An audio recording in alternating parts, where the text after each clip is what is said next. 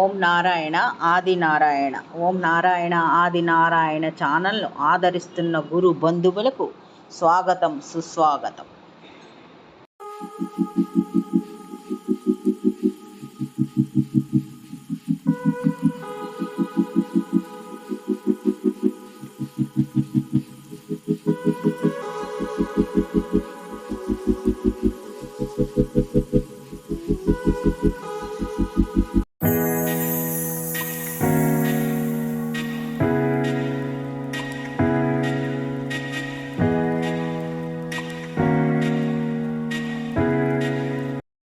ఓం నారాయణ ఆది నారాయణ. ఓం శ్రీ భగవాన్ వెంకయ్య స్వామి నమ. ఆశ్రిత జనరక్షకుడు, దీనజన బాంధవుడు, అవధూత శ్రీ భగవాన్ వెంకయ్య స్వామి వారి పాద పద్మములకు నా ప్రణామం. సమస్త సగుణ రూప నిర్గుణ రూప గురుదేవుల పాద పద్మములకు నా నమస్సుమాంజలి.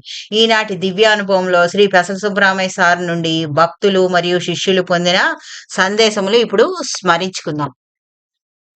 ఈ భక్తుని పేరు శివశంకరయ్య గారు. వీరు గూడూరులో ఉద్యోగం చేసేటప్పుడు, వీరు మాస్టర్ గారు. వీరు గూడూరులో ఉద్యోగం చేసేటప్పుడు ఇతనికి ఒకసారి ఆత్మకూరులో ఉన్న ఒక కాలేజీలో జరుగుతున్న ఎగ్జామ్స్ కి ఇన్విజిలేషన్ డ్యూటీ వేశారు. వీరు అక్కడికి ఆ కాలేజ్కి వెళ్ళారు ఇన్విజిలేషన్ డ్యూటీ కోసం.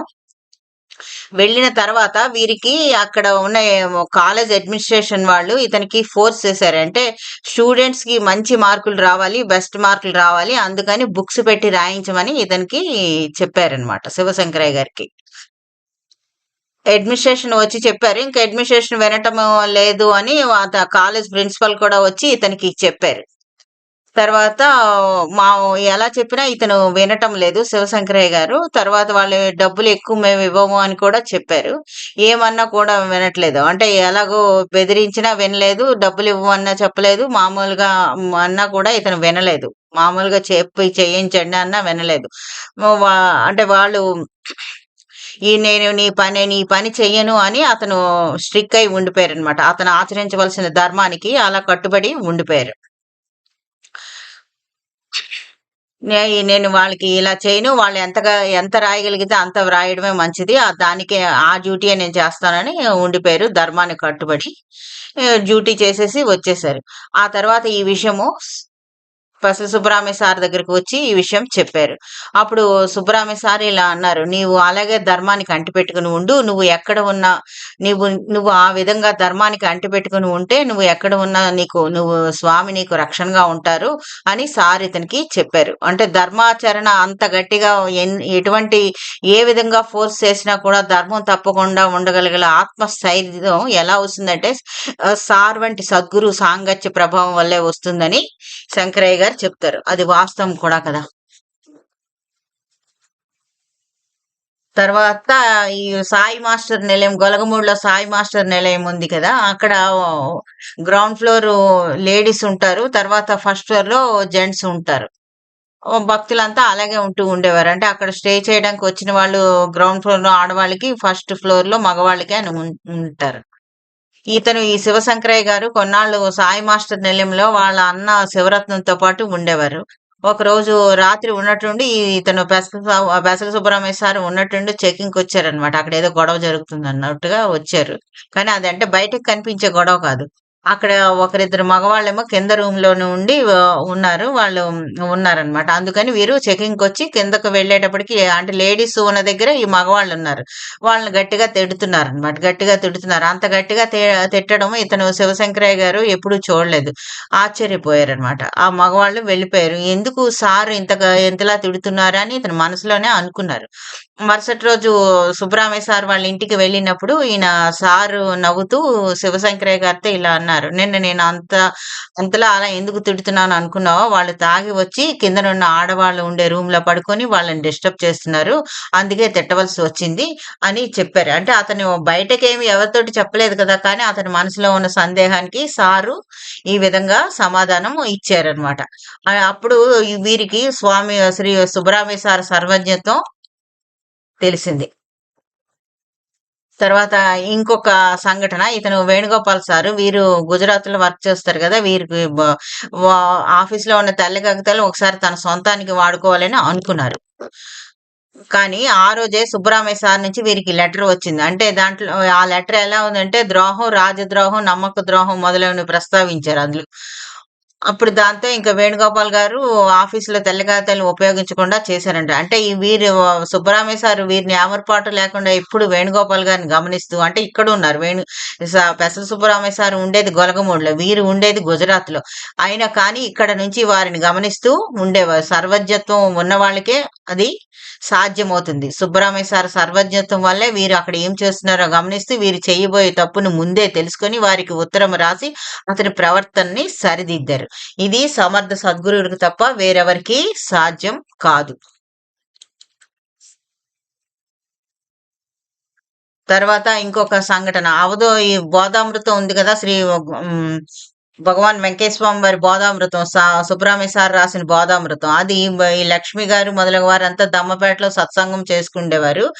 దానికి వారి అందరికీ ఈ బోధామృతం బాగా మార్గదర్శకంగా ఉండేదన్నమాట. అందులో కార్యదీక్ష అని ఉంటుంది. స్వామివారు పని అయితే గాని గెంజి ముట్టను అని చెప్పేవారు కదా! ఆ సంఘటన వీరికి అంటే అది ఎంత అంటే ఏదైనా మనం ఒక కార్యదీక్ష అంటే ఎలా ఉండాలో, ఒక పని మొదలుపెట్టినప్పుడు అది పూర్తయ్యే వరకు ఎంత శ్రద్ధగా చెయ్యాలో, స్వామివారి ఆచరణ ఏంటో అంతా ఈ బోధామృతంలో ఉంటుంది.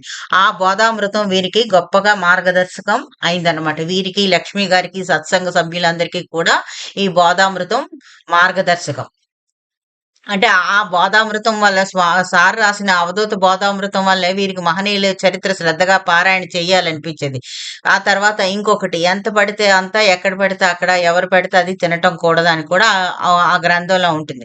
అది ఆ బోధలు కూడా లక్ష్మి గారికి ఎంతగానో హృదయగతమయ్యాయి. ఎలాగా అంటే అవన్నీ మనసులో అవెప్పుడు స్వామివారి బోధలెప్పుడు సుబ్బరామయ్య సార్ వివరించిన బోధలెప్పుడు మననం చేసుకుంటూ, ఆ గ్రంథాన్ని మరలా మరలా మననం చేసుకుంటే బోధామృతాన్ని వీరు ఒక గైడ్‌గా వాడుకుండేవారనమాట. ఈ పుస్తకం ద్వారానే వారు సత్సంగం చేస్తూ ఉండేవారు. తీసుకోవాల్సిన జాగ్రత్తలు కూడా ఆ పుస్తకం ద్వారానే వీరికి తెలిసేవి. సుబ్బరామయ్య సార్ రాసిన బోధామృతం వల్ల. ఆ తర్వాత ఈ సుబ్బరామయ్య సార్ లెటర్ల ద్వారా కూడా భక్తుల్లో మార్పు తెచ్చేవారు. అంటే అది ఎలాగా అంటే ఈవిడ లక్ష్మి గారు చుట్టుపక్కల గ్రామాల్లో కూడా సత్సంగం చేయటానికి వెళ్తూ ఉండేవారు. దాంతో ఆ గ్రామంలో వీరు సత్సంగంకి వెళ్ళినప్పుడు ఈమెకు భోజనము అంతేకాకుండా అక్కడ భక్తులు వాళ్ళేదో కృతజ్ఞత కొద్దీ ఏవో కొంచెం ప్రసాదాలు, తర్వాత ఏవో బ్లౌజ్ పీసులు అలాంటివన్నీ ఇస్తూ ఉండేవారనమాట. అవన్నీ తీసుకొచ్చి ఇంట్లో ఉంచేవారు. పిల్లలకి ఇస్తూ ఉండేవారు. ఒకసారి ఆ లెటర్ వీరికి లక్ష్మి గారికి సుబ్బరామయ్య సార్ దగ్గర నుంచి లెటర్ వచ్చింది. ఆ లెటర్‌లో ఇలా ఉందనమాట. రాజద్రోహం అంటే రాజు లేదా గురువు యొక్క సేవకులు, భక్తులు అయిన వారి సొమ్ముని మనం స్వీకరించడం, దాంతో మనం అన్ని రూపాల్లో ఉన్న గురువుకి ఎంతో రుణపడతామని ప్రస్తావించారు.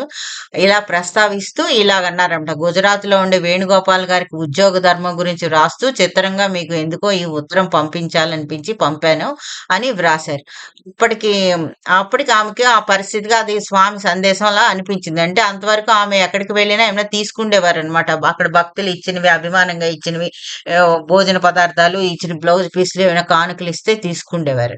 అప్పటి నుంచి అవి స్వీకరించినవన్నీ సార్ దగ్గర నుంచి ఈ ఉత్తరం వచ్చిన తర్వాత ఆమె ఆ పదార్థాలన్నీ తీసుకోవడం మానేశారు. పైగా ఇంట్లో ఉన్న జాకెట్ ముక్కలు అన్ని పేదలకి పంచేశారనమాట. ఇక ముందుట ఈ ఊర్లో వాళ్ళు ఏమైనా ఇచ్చినవి కూడా సర్వం సాయి రూపాలుగా మలిచి మామిడి పళ్ళు అని అందరికీ ఆహారం లేని జీవులకి, బిచ్చగాళ్ళకి ఇస్తూ ఉండేవారు.